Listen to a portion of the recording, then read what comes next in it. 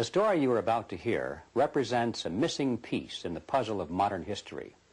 Without this knowledge, many contemporary events are simply beyond understanding. You are about to hear a man tell you that the major tax-exempt foundations of this land, since at least 1945, have been operating to promote a hidden agenda. And that agenda has nothing to do with the surface appearance of charity, good works, or philanthropy. This man will tell you that the real objectives include the creation of a worldwide collectivist state, including the Soviet Union, which is to be ruled from behind the scenes by those same interests which now control the tax-exempt foundations. The man who tells this story is none other than Mr. Norman Dodd, who in 1954 was the staff director of the Congressional Special Committee to investigate tax-exempt foundations, sometimes referred to as the Reece Committee, in recognition of its chairman, Congressman Carroll Reece.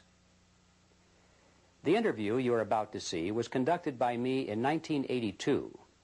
I had no immediate use for the material at that time, but I realized that Mr. Dodd's story was of extreme importance, and since he was advanced in age and not in good health, I simply wanted to capture his recollections on videotape while he was still with us. It was a wise decision because Mr. Dodd did pass away just a short time afterward. In recent months, there has been a resurgence of interest in the substance of Mr. Dodd's story, and we have decided to make it available to the general public.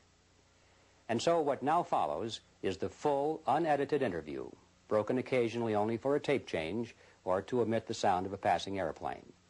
It stands on its own as an important piece in the puzzle of modern history.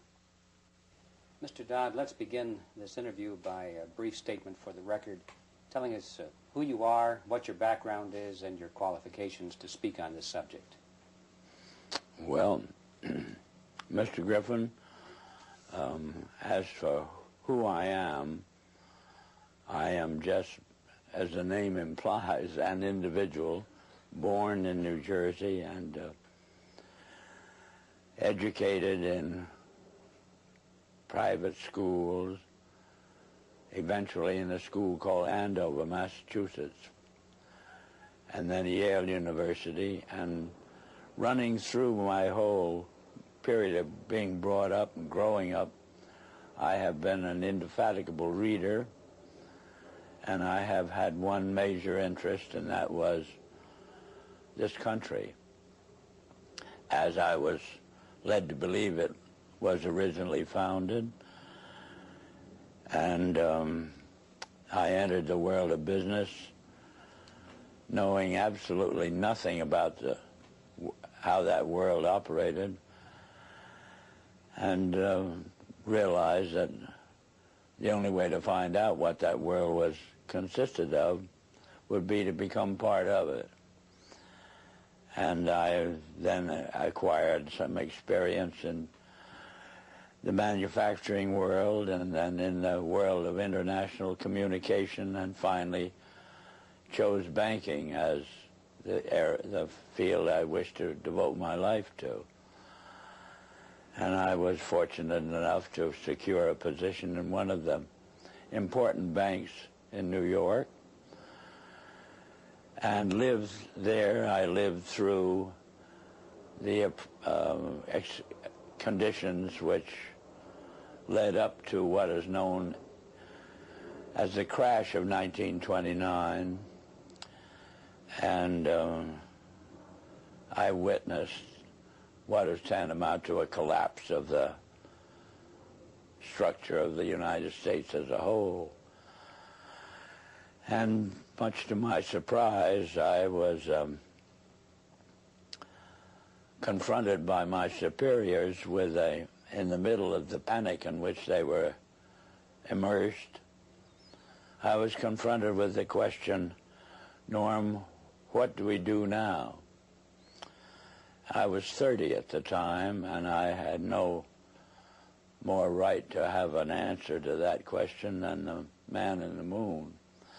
However, I did manage to say to my superiors, gentlemen, you take this experience as proof of something that you do not know about banking. And you better go find out what that something is and act accordingly. 4 days later, I was confronted by the same superiors with a statement to the effect that, Norm, you go find out. And I really was fool enough to accept that assignment, because it meant that you were going out to search for something and nobody could tell you what you were looking for.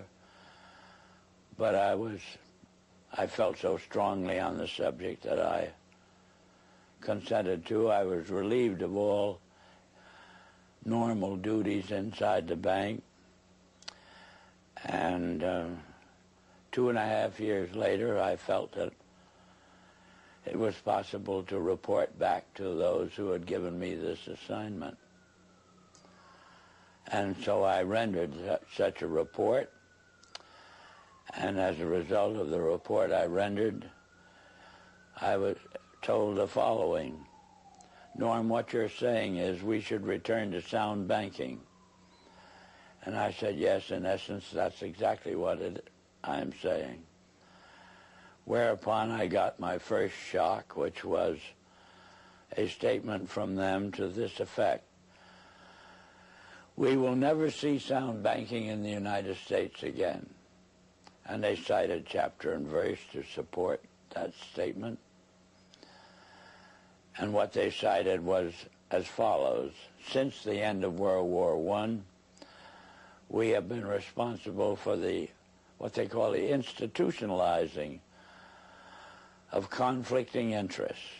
And they are so prevalent inside this country that they can never be resolved. This came to me as an extraordinary shock, because the men who made the statement were men who were deemed as the most prominent bankers in the country. The bank of which I was a part was spoken of as a Morgan bank.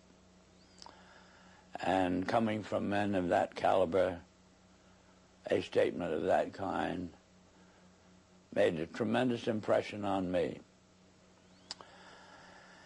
And